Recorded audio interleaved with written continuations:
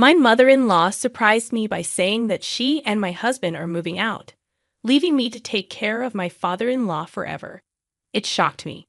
It basically means she's supporting my husband, who's having an affair. They plan to live with his mistress, where my father-in-law, who needs care, also lives. Despite this, they're ignoring his needs. I'm angry at their actions, but I can't just leave my father-in-law alone. Then, unexpectedly, my father-in-law stands up, breaking his wheelchair-bound state. Let me introduce myself.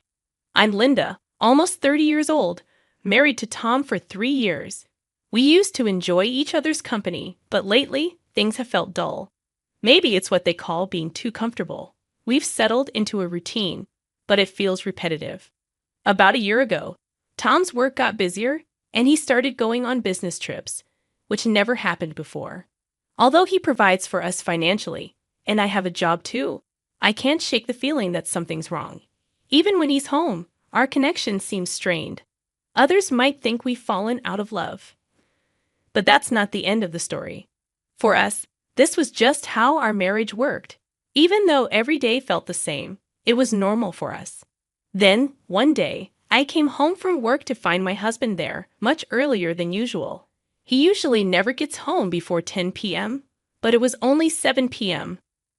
"Welcome home," he said, which was odd. So, I asked him why he was home so early. He explained that his dad had been in an accident at work and was in the hospital. Apparently, his dad's car was hit by another car running a red light, leaving him paralyzed in both legs and one arm. Thankfully, his life wasn't in danger, but he'd have to use a wheelchair from now on. It was devastating news. My father-in-law, who loved outdoor activities like hiking and fishing, now had to rely on a wheelchair. He was always so helpful and treated me like his own daughter. Seeing him in this condition was heartbreaking. My husband's mom called him about the accident since he works for a different company than his dad. He's frustrated because he can't visit his dad right away.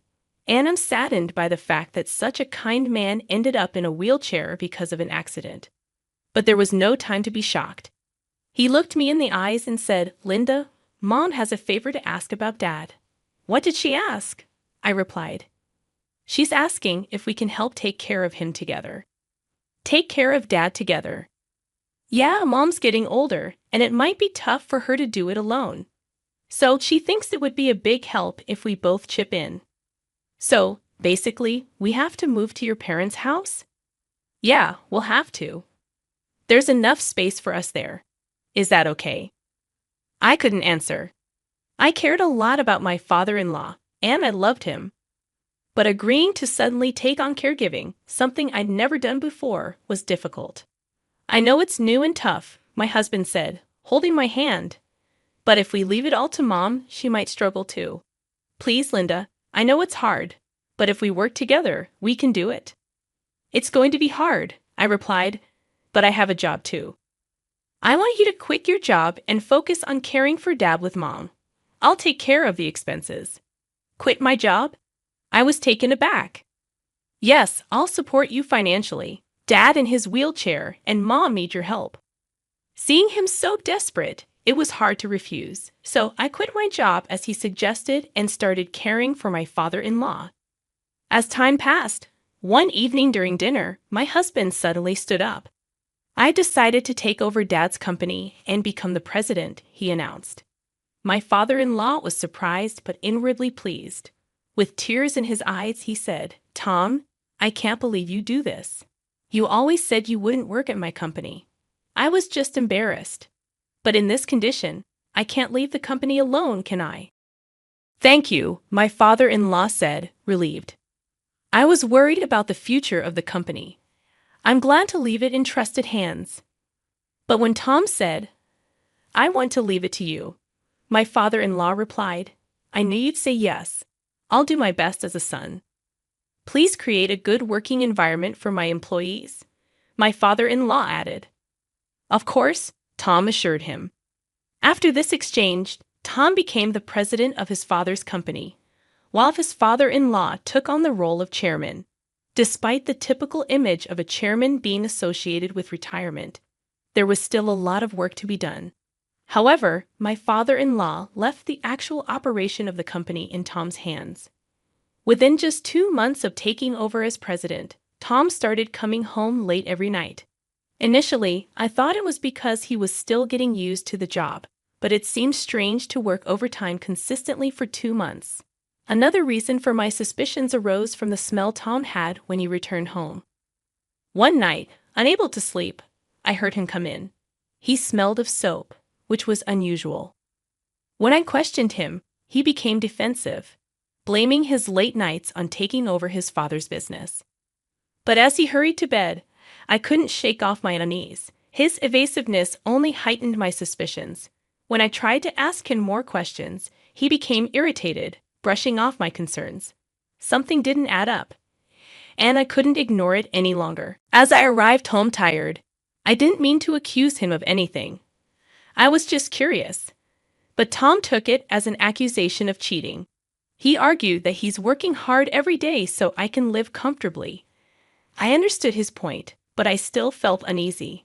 When I tried to apologize, he ignored me and went upstairs, deliberately making noise. In the bedroom, he turned away from me and started using his smartphone. The next day, my mother-in-law, informed by Tom about our argument, approached me angrily. She accused me of suspecting Tom of cheating just because he works hard for me. I tried to explain that I was only curious, but she insisted it was wrong to make Tom uncomfortable. She left, leaving all the housework for me to do. My mother-in-law doesn't think highly of me despite pretending to share the housework. In reality, I do everything, including taking care of my father-in-law. During the day, she finds excuses to go out, returning only in the evening. My father-in-law, mostly staying in his room, doesn't realize how often she's gone. She's even warned me not to say anything odd to my father-in-law and Tom, further straining our relationship. I felt the unfairness of my self-centered mother-in-law, but all I could do was silently carry on with the housework and caregiving. However, the reason I could endure such a life was mainly because of my father-in-law. Every time I helped him, he genuinely apologized. "Linda, I'm sorry.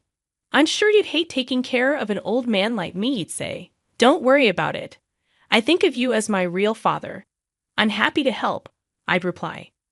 "I'm glad that Tom married someone like you, Linda. Despite all the trouble I've caused you with my care, you still speak so kindly to me." "I'm a lucky man," he'd express gratefully. "I'm also happy to have such a kind person as my father-in-law," I'd assure him. Despite feeling uncomfortable due to my husband and mother-in-law's behavior, I kept going because of my father-in-law's kindness. My routine involved helping my father-in-law before bed and then turning off the lights.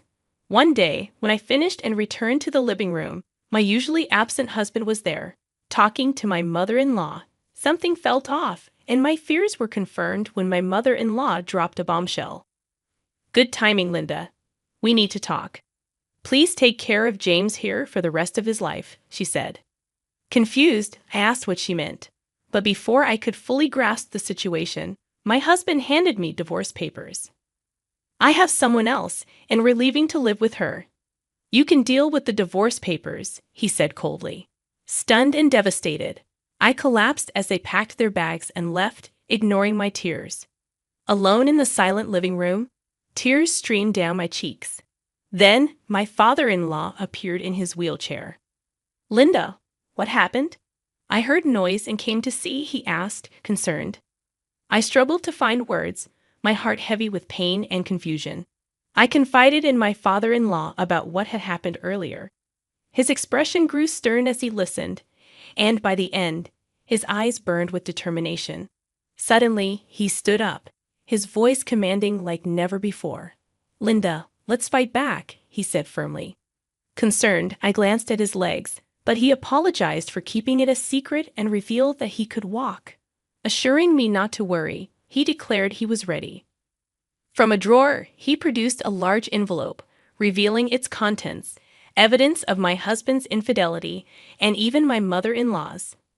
Shocked, I learned that since becoming president, Tom left work exactly on time every day, despite returning home well after midnight. Suspicious, my father-in-law had hired a private investigator to look into him. uncovering his affair. Additionally, my mother-in-law's daytime absences were also investigated, leading to the discovery of her own infidelity. Astonishingly, she seemed aware of Tom's affair, as evidenced by photos of them together. My father-in-law had recently obtained this evidence and debated when to tell me. "It's not right to say this," he began, "but I believe it's time to confront them." "I'm glad I could tell you," I replied to my father-in-law's support. "I can't stand it like this. I want to fight back." "Leave the rest to me," he'd assured me, promptly making a call to someone from the company. As a result, my husband was ousted from his position as president. Following my father-in-law's advice, I filed for divorce and demanded division of property from Tom through my lawyer. About a week later, Tom visited my parents-in-law's house. Outraged, he confronted me and my father-in-law, demanding to know why his infidelity led to losing his presidency. My father-in-law didn't hold back, blaming him for neglecting his care duties and causing me suffering. He disowned Tom, forbidding him from ever entering the house again.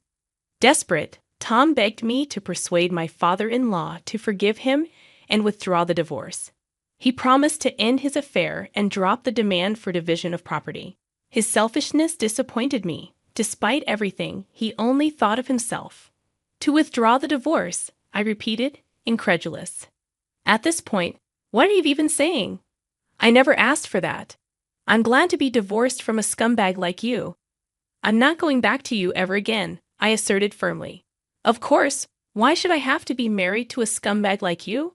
Your divorce and being ousted as president are your own doing. It's the seeds you sowed. Confused and desperate, Tom tried to backtrack, claiming the divorce papers were just a threat. "I thought so," I retorted. "You, your mother, your mistress.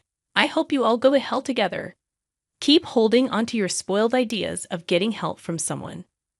I chased him out of the front door, slamming it shut.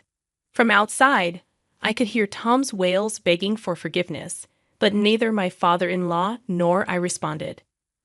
Learning that Tom was ousted as president, his mistress promptly threw both him and his mother out of the house. With nowhere else to go, they were forced to live in a cheap motel for a few days. Losing their jobs depleted their savings, and they struggled to make ends meet, eventually going into debt.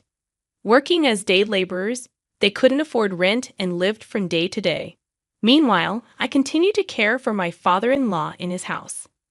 "You're welcome to stay here as long as you like," he told me after the divorce. Grateful for his kindness, I decided to continue living with him. Recently, he started going to a senior daycare center, allowing me to work while he's out. Despite potential challenges in the future, I'm determined to do everything I can for him.